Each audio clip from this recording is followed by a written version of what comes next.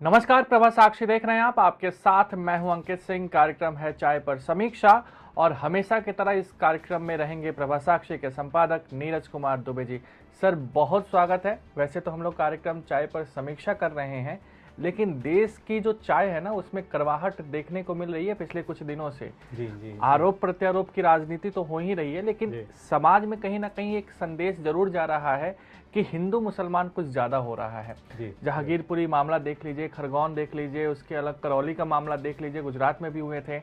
इसके बाद से देश की राजनीति किस ओर जा रही है, क्योंकि हम लोग राजनीति पे बात करते हैं, तो देश की राजनीति किस ओर जा रही है और क्या वाकई ये जो दंगे फसाद हुए हैं, जैसा कि कांग्रेस आरोप लगा रही है कि ये सिर्फ राजनीतिक लाभ लेने की कोशिश एक पार्टी की ओर से की जा रही है, या वाकई में कुछ मामला गड़बड़ सा नजर आ रहा है देश के लिए? नहीं, देखिए, आपने क्योंकि देश के लिए की बात करी और आपने कहा कि हिंदू मुस्लिम बहुत हो रहा है, तो हमको ये देखना पड़ेगा कि ये जो अभी दिख रहा है कि कुछ हिंसक संघर्ष हुए हैं और दो समुदायों के बीच में हुए हैं, तो सिर्फ अभी की घटना नहीं है।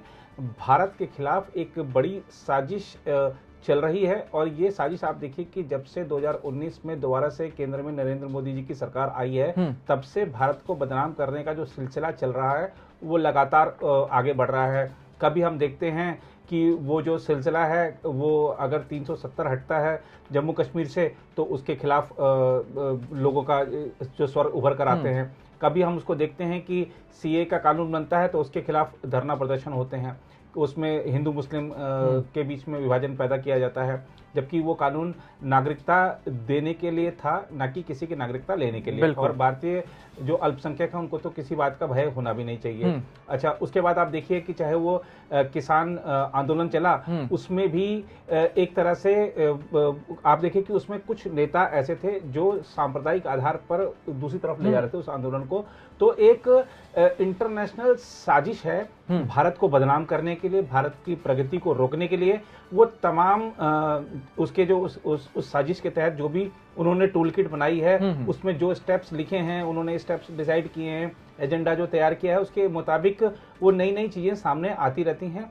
लेकिन ये एक, मैं इसको समझता हूं कि ये एक साजिश है। और आप देखिए कि सही समय पर, एक ही समय पर वो यहाँ पर जो कुछ मानवाधिकार के कार्यकर्ता हैं या जो कुछ पॉलिटिकल पार्टीज हैं मुद्दा उठा रही होती हैं, इंटरनेशनल लेवल पर उनके जो समर्थक हैं या उनकी विचारधारा को जो सपोर्ट करते हैं या उनको वित्त पोषित करते हैं, वो लोग भी वो मुद्दा उठा रहे होते हैं ट्विटर के जरिए, सोशल मीडिया मंचों के जरिए, अपने संबोधनों के जरिए।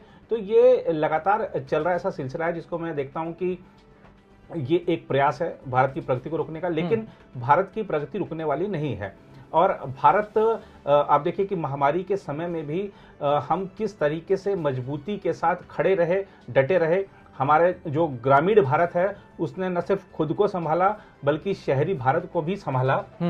और ये एक बड़ा कारण रहा कि चाहे लॉकडाउन लगा, चाहे बहुत सारी दिक्कतें आई, दुश्वारियां आई, लेकिन भारत मजबूती के साथ खड़ा रहा। और आज आप देखिए भारत कहाँ है, भारत तेजी के साथ आगे बढ़ रहा है। बिल्कुल। जो आईएमएफ है, जो वर्ल्ड बैंक है, उसने भारत की जो आर्थिक विकास दर का जो अनुमान है उसको पहले से कम कर दिया है। 9% पहले उनका था, लेकिन अभी शायद उन्होंने 8.2 कर दिया है। लेकिन ये 8.2 हम बता रहे हैं, ये चाइना से डबल है। हाँ, विश्व में सबसे बड़े, विश्व में सबसे ज्यादा है और चाइना से डबल है। और जो अमेरिका की उन्होंने बताया है कि उनकी जो आर्थिक विकास दर रहने वाली है वो 3.3 या 4% के आसपास रहने वाली है। तो आप देख सकते हैं कि हम इतने नकारात्मक अभियानों के बावजूद, हम जो भारतीय हैं और खासतौर पे जब से हमने ये संकल्प लिया है भारत को आत्मनिर्भर बनाने का, हम तेजी के साथ आगे बढ़ रहे हैं। और हम ठीक है, बहुत सारे चैनलों पर चर्चा हो रही है, सिर्फ नेगेटिव चर्चा हो रही है, बहुत सारी चीजें चर्चा हो रही है, लेकिन हम जरा आपको कुछ पॉजिटिव बताते हैं कि इस नकारात्मक माहौल में भी भारत कितना पॉजिटिव तरीके से आगे बढ़ रहा है। हमने आपको आर्थिक विकास दर की बात बताई। आप देखिए कि जो हम आत्मनिर्भरता की राह में कितनी तेजी से आगे बढ़ रहे हैं। अभी रूस यूक्रेन युद्ध चल रहा है, यूक्रेन को तमाम देशों से मदद मांगनी पड़ रही है, चाहे वो हथियारों के नाम पर हो और तरह की सहायता हो।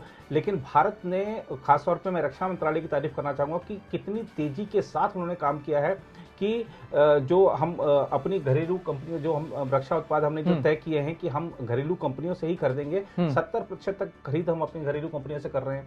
तो हमारे घरेलू स्तर पर रोजगार पैदा हो रहे हैं। हम जो डिफेंस में हमारे यहाँ लोग निवेश कर रहे हैं, बाहर की कंपनियां आके निवेश कर रही हैं, हमारे को टेक्नोलॉजी बाहर से मिल रही है, यहीं पर मेक इन इंडिया उत्पाद बन रहे हैं। तो ये सब चीज़ें ऐसी हैं कि हमारे के यहाँ पे रोजगार भी पैदा होंगे और कल को हम जो रक्षा उत्पाद हैं उनको निर्यात कर सकेंगे। भारत सबसे बड़ा आयातक था, लेकिन आप सोचिए कि अगर हम गति हमारी यही रही तो भारत एक सबसे बड़े निर्यातक देशों में भी शामिल हो सकता है रक्षा उत्पादों की। बिल्कुल, आप देखिए कि ये सब जो हिंदू मुस्लिम का जो ये एक माहौल बनाया गया, उसके बीच में एक बड़ा एक काम हुआ देश में, वो अभी दबकर रह गया। आप देखिए कि वो आयुर्वेद के क्षेत्र में भारत ने कितनी तरक्की की है, उसका अंतर्राष्ट्रीय केंद्र गुजरात में बना है। बिल्कुल, देश के विश्व के कई देशों के राष्ट्राध्यक्ष वहां पे प्रत्यक्ष भी आए और कुछ अप्रत्यक्ष रूप से वहां पर ऑनलाइन जुड़े। और वहां पर आप देखिए कि भारत ने तय किया है कि एक स्टैंपिंग होगी जिस पर एक मानक तय होगा, जैसे हम आईसीआई का मानक देखते हैं, ऐसे एक मानक होगा। आयुर्वेद का जो उत्पाद हैं कि उनकी गुणवत्ता के लिए मानक होगा। तो हमारे जो आयुर्वेद में देखिए, भारत पूरे विश्व में एक जाना माना देश है और महामारी के समय में सबने देख लिया भारत के आयुर्वेद की ताकत। जब कुछ नहीं था महामारी का हल, तो लोग इम्यूनिटी बढ़ा रहे थे। आयुर्वेदिक जो पदार्थ हैं, आयुर्वेदिक जो तत्व हैं, आयुर्वेदिक औषधियां हैं, उनके माध्यम से अपनी इम्यूनिटी बढ़ा रहे थे। भारतीय योग ने किस तरीके से दुनिया को संभाला, किस तरह दुनिया को नई स्फूर्ति और ताकत और उत्साह दिया, ये सबके सामने है। अंतर्राष्ट्रीय मान्यता मिल चुकी है।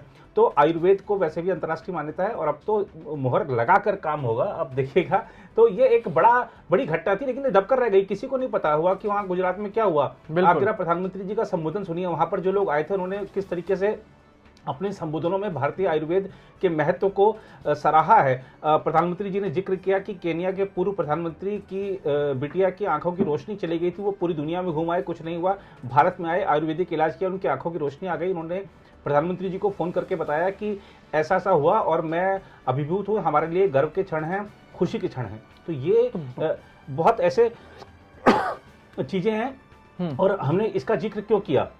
क्योंकि हम ठीक है कि जो अगर हम बात करते हैं अंग्रेजी दवाइयों की, फार्मा के क्षेत्र में भी देखिए भारत एक बड़ी ताकत है। अभी वैक्सीन भी हमने दिखा दी, बना के सबसे पहले बना के दिखाई, सबसे तेज गति से जो बना के दिखाई और सबसे तेज गति से लगाकर दिखाई। बोरिस जॉनसन ने तो यहाँ तक कह दिया कि वो भारत का ही वैक्सीन लगवाए हुए हैं। जी जी जी। तो सब, और खासतौर पर आप देखिए कि कितने देशों को हमने वैक्सीन मैत्री के तहत, अभियान के तहत हमने वहाँ पे मदद की है।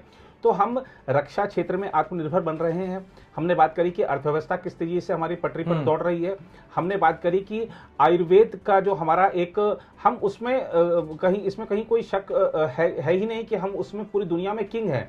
और उस किंग को अब अंतर्राष्ट्रीय मान्यता मिलेगी, क्योंकि WHO का एक केंद्र आयुर्वेद का यहाँ पर भारत में बना है और वो भारत उसके लिए आयुष वीजा भी जारी करेगा। किसी को कुछ आयुर्वेदिक इलाज कराना है, आयुर्वेदिक पद्धति से इलाज कराना है, वो भारत आएगा, इलाज लेगा। पूरी दुनिया में एक नया जैसे हम कुछ समय पहले भारत मेडिकल टूरिज्म का एक हब बन गया था, तो अब आयुर्वेदिक जो पद्धति से इलाज का भी एक टूरिज्म हब बन जाएगा, हम कह सकते हैं इस तरीके से। तो ये ऐसे काम हैं जो भारत में अनेकों तरह के रोजगार पैदा कर रहे हैं, अनेकों संभावनाएं पैदा कर रहे हैं और पूरी दुनिया में एक भारत की शक्ति की गूंज हो रही है। लेकिन जो लोग सिर्फ हिंदू मुस्लिम, कभी कोई दूसरा कभी धर्म, कभी कोई दूसरा धर्म, इस सब में लगे रहते हैं, वो भारत की प्रगति को बाधित नहीं कर सकते। ये बहुत बड़ा देश है, कुछ छोटा सा झुंड बना के वहाँ पर इकट्ठा हो जाने से और सरकार विरोधी नारे लगा देने से कुछ नहीं होता है। भारत आगे बढ़ चला है, भारत की शक्ति बढ़ रही है। और आप देखिए कि बोरिस जॉनसन के आने से पहले ये क्लियर कर दिया गया था ब्रिटेन की सरकार के माध्यम से कि बोरिस जॉनसन प्रधानमंत्री नरेंद्र मोदी को या भारत सरकार को रूस यूक्रेन युद्ध पर कोई उपदेश देने नहीं आ रहे हैं। अमेरिका में अभी देखिए 2+2 वार्ता हुई, जो बाइडेन और प्रधानमंत्री जी की वार्ता हुई, उसमें अमेरिका ने भारत पर कोई दबाव नहीं डाला। और ये बात हम अभी कुछ दिन पहले इमरान खान के मुंह से सुन चुके हैं कि भारत किसी की इतनी हिम्मत नहीं है कि कोई भारत को आके, अब वो ठीक है कि वो उन्होंने किन परिस्थितियों में कहा होगा या वो आज क्यों ये बात कह रहे हैं, वो अलग विषय है। लेकिन दुनिया जानती है कि भारत को आप दबा के नहीं चल सकते, भारत की जो महत्व है उसको आपको स्वीकार करना पड़ेगा। तो ये बहुत छोटी छोटी चीजें हैं जो मैंने आपको शुरू में कहा कि एक अंतर्राष्ट्रीय साजिश है भारत को बदनाम करने की, भारत की प्रगति को बाधित करने की। इसका कोई फर्क नहीं पड़ता कोई आपने देखा कि एक इलाहान उमर आ गई या फिर पीओके चली गई, वहां पर उन्होंने एक नया एजेंडा कर दिया। इससे कोई फर्क नहीं पड़ता, भारत को कोई रोक नहीं सकता है। भारत को कोई रोक नहीं सकता है। इसलिए ज़रूरी है कि आप जो समाज में हो रही है चीज़ें, जो दो समुदायों को आपस में तनाव में रख रही है, उसको रोकने की कोशिश करिए। ज़रा चलते हैं बिहार की ओर। चूँकि सब कुछ ठीक ठाक ही चल रहा था नीतीश कुमार के लिए, उपराष्ट्रपति, राष्ट्रपति, केंद्र में मंत्री, राज्यसभा, ये तमाम अटकलें चल रही थी।